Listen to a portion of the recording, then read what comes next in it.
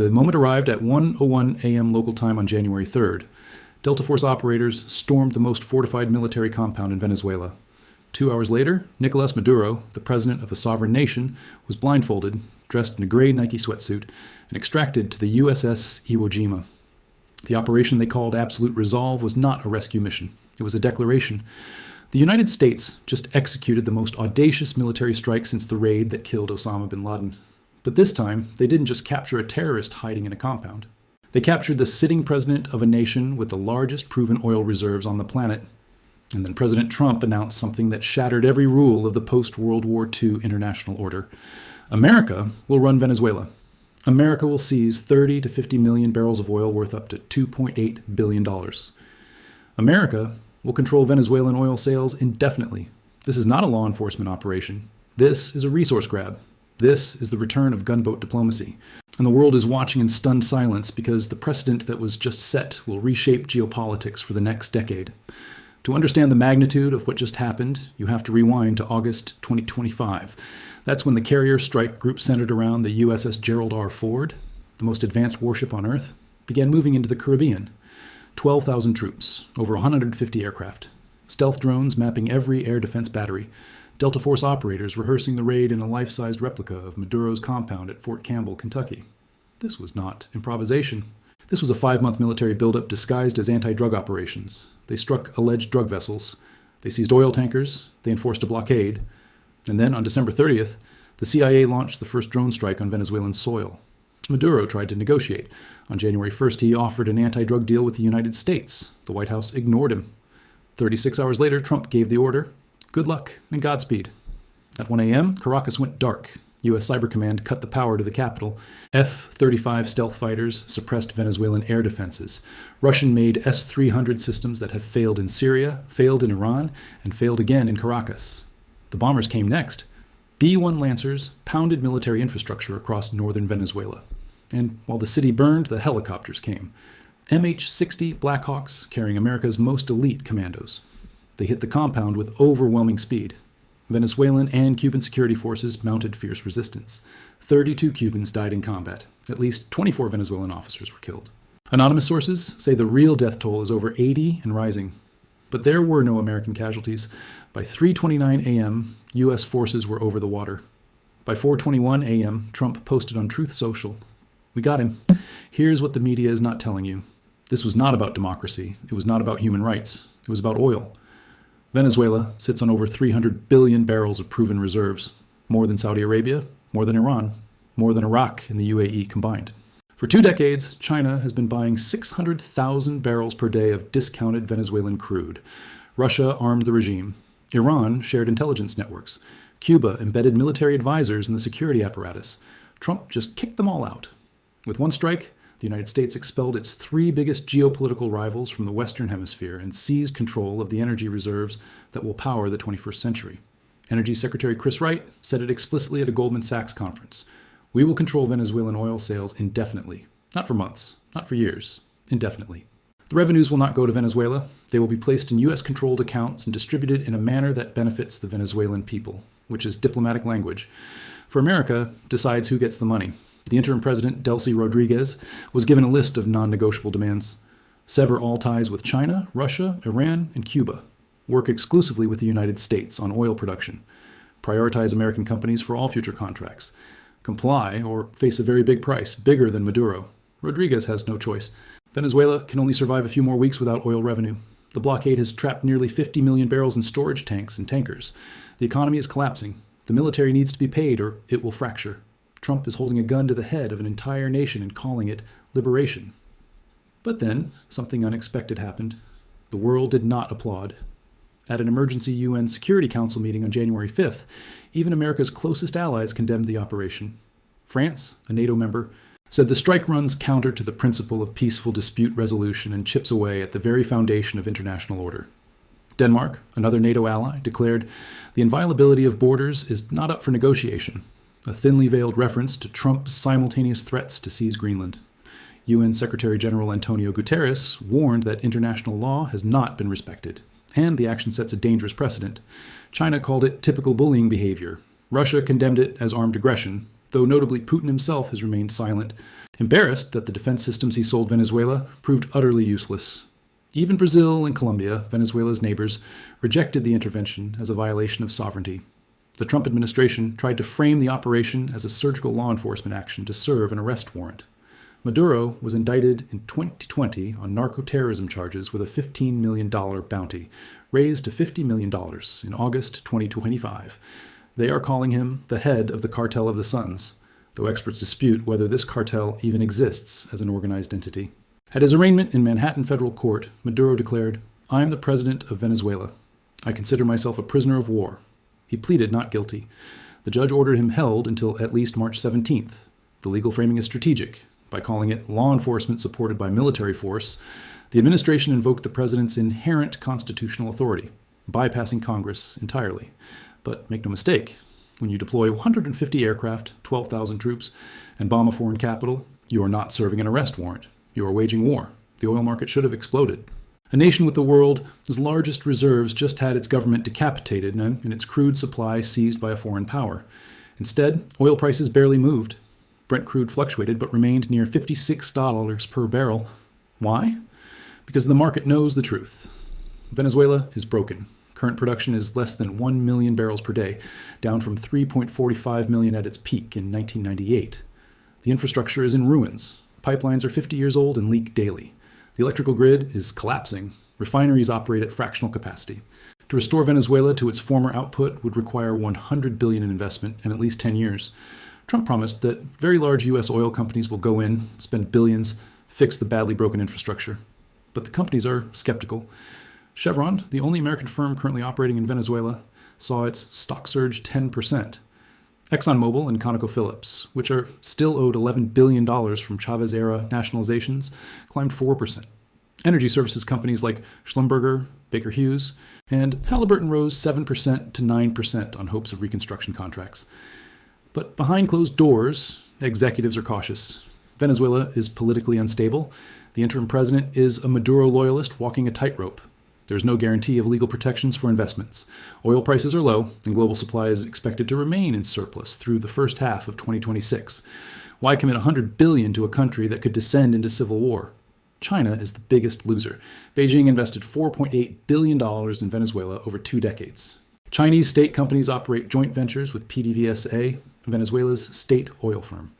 Those 600,000 barrels per day of discounted crude fed China's independent teapot refiners, giving them a price advantage in global markets. Now that supply is gone, Chinese refiners must bid for benchmark crude at higher prices. The investments are stranded. The debt, estimated between $10 and $12 billion, may never be repaid. And perhaps most humiliating, China was powerless to stop it. The operation happened just hours after Maduro met with a Chinese special envoy to reaffirm their strategic partnership. Beijing condemned the action as bullying, but the response has been carefully restrained. China has no security treaty with Venezuela. It lacks power projection capabilities in the Western Hemisphere. And crucially, Beijing does not want to jeopardize trade negotiations with Trump over a distant ally. Instead, China is playing the long game. By positioning itself as the defender of sovereignty against American imperialism, Beijing gains rhetorical ammunition. If the United States can invade Venezuela to serve its interests, why can't China assert control over the South China Sea or Taiwan? The precedent cuts both ways. Russia learned the same lesson. Putin sold Venezuela S-300 air defense systems. They were destroyed in minutes. He sent military advisors. 32 Cubans, many trained by Russians, died defending Maduro. Moscow issued a statement condemning the aggression, but the Kremlin has been conspicuously silent. Why? Because the operation exposed Russia's irrelevance.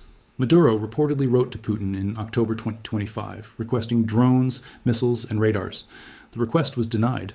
Russia is stretched too thin in Ukraine to project power across the Atlantic. The failure of its defense systems is a humiliation that echoes from Caracas to Damascus to Tehran. Every nation that bought Russian military equipment is now questioning whether it works. Let's talk about what happens next, because the military operation was the easy part. What comes after is the nightmare. Venezuela's military controls the guns. If Defense Minister Vladimir Padrino Lopez keeps the armed forces unified, a negotiated transition is possible. If officers fracture into competing factions, the country could collapse into civil war. Criminal gangs like Tren de Aragua, designated as a foreign terrorist organization by Trump, control territory. Drug trafficking networks are embedded in the state. Militias loyal to Chavismo number in the tens of thousands. The interim president, Delcy Rodriguez, is trying to hold the regime together while secretly negotiating with Washington. To her own people, she calls Maduro the sole legitimate president and his capture an atrocity. To the Americans, she is gracious and ready to cooperate. She fired at least one general who failed to protect Maduro, signaling she will punish disloyalty. But U.S. officials view the security chiefs as potential future targets. More captures could be coming. The Venezuelan people are divided. In Miami, exiles celebrated in the streets. Inside Venezuela, reactions range from hope to fear to rage. Over 20% of the population, roughly 7 million people, fled the country due to economic collapse and repression. Many dream of returning, but others worry the U.S. cares more about oil than democracy. The most popular opposition leader, Maria Corina Machado, won the Nobel Peace Prize in 2025 for her fight against the regime. She called for Edmundo Gonzalez, the legitimate winner of the fraudulent July 2024 election, to be recognized as president. Trump sidelined her. He said she lacks the support or respect within the country to lead. The administration prefers working with Rodriguez, a Maduro loyalist they can control, rather than an independent Democrat who might assert Venezuelan sovereignty. This reveals the operation's true nature. It is not about installing democracy. It is about installing compliance. History offers no comfort. The U.S. invaded Panama in 1989 to capture Manuel Noriega on drug charges. That operation succeeded because 27,000 troops were already stationed in the Canal Zone, and a political opposition was ready to assume power. Venezuela has neither. The situation more closely resembles Iraq or Afghanistan, interventions that led to decades of instability and trillions in costs. University of Pennsylvania.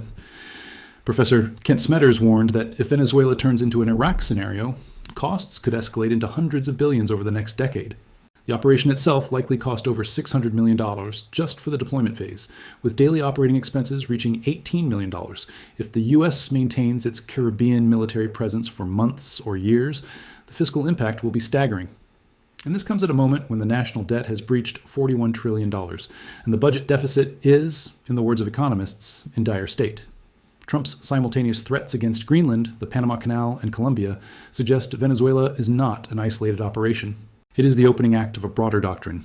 The 2025 National Security Strategy explicitly states the United States must be preeminent in the hemisphere as a condition of our security and prosperity. Translation: the Western Hemisphere is an exclusive American sphere of influence, and competitors will be expelled by force. This is the return of the Monroe Doctrine, but without the pretense of mutual sovereignty.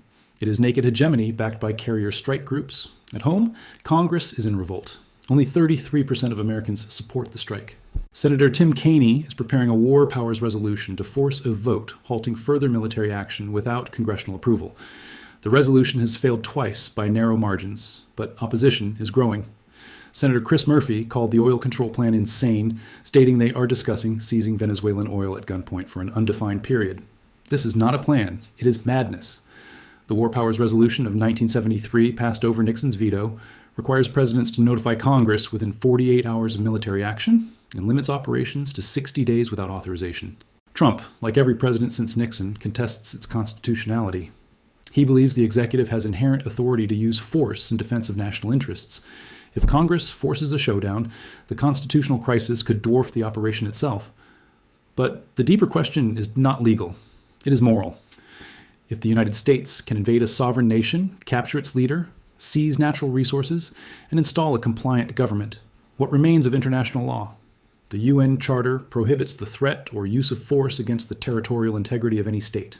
A principle born from the ashes of World War II is the foundation of the modern international order. Trump just set it on fire. And the consequences will not be contained to Venezuela. China is watching. Russia is watching. Every authoritarian regime is recalculating what actions the international community will tolerate. Every U.S. ally is questioning whether American protection is worth the cost of association with a power that acts unilaterally. Venezuela now stands at a crossroads. The optimistic scenario is a negotiated transition where moderate Chavistas and the opposition reach a power-sharing deal. Elections are held, oil production gradually recovers, and democracy takes root. The pessimistic scenario is state collapse, with the military fracturing, criminal gangs seizing territory, refugees flooding neighboring countries, and the U.S. drawn into a prolonged occupation it cannot win. The most likely outcome is somewhere in between. A turbulent middle path, messy elections, persistent violence, partial democratization, incomplete justice, gradual economic recovery measured in years, not months. Analysts call this the turbulence scenario. If Venezuelans can secure a government chosen by them to pursue the challenging work of reconstruction, that would be achievement enough. But that is not what Trump promised. He promised America will run Venezuela. He promised to seize the oil. He promised to dictate terms to the interim government. These are not the promises of a liberator. They are the demands of a conqueror. And conquest, no matter how swift or surgical, does not build democracies. It builds resentment. The operation succeeded as a military mission. Maduro is in custody. No American casualties. Overwhelming force demonstrated. But the mission's true objectives, stable democracy, economic recovery, regional security, remain aspirational. Venezuela has lost a dictator but not yet gained freedom. The United States has asserted dominance but not yet delivered prosperity. The international community has witnessed a precedent but not yet grasped its implications. So where does this leave you? It leaves you watching the greatest geopolitical gamble of the decade unfold in real time. The U.S. just proved it can strike anywhere, anytime, against anyone. The rules you thought governed the world no longer apply. Sovereignty is conditional. International law is optional. And oil, as always, is the true currency of power. The Venezuelan people did not ask for this intervention. They asked for democracy. They asked for freedom. They asked for the right to choose their own leaders. Whether they get that, or whether they get a new master wearing a different flag, will determine if Operation Absolute Resolve is remembered as liberation or imperialism. The next 6 months will decide Venezuela's fate. Will the military stay unified? Will elections be held? Will the oil flow? Will the gangs be defeated? Will the refugees return? Or will the country fracture into a failed state that exports violence across the region for decades? The world is watching. China is recalculating. Russia is humiliated. Latin America is terrified and divided. And the precedent is set. If you are a dictator, America can come for you. If you are a democracy, America may ignore you. And if you have oil, America will take it. The era of multilateral consensus is over. The era of unilateral American action has begun. History will judge Operation Absolute Resolve not by the boldness of January 3rd, but by the state of Venezuela 10 years from now. Will it be a prosperous democracy that justified the means, or a cautionary tale of hubris, adding another chapter to America's complicated legacy in Latin America? The answer lies not in Washington, but in Caracas, in the hands of Venezuelans who must now rebuild a nation while the United States extracts their oil. The operation is over. The consequences have just begun.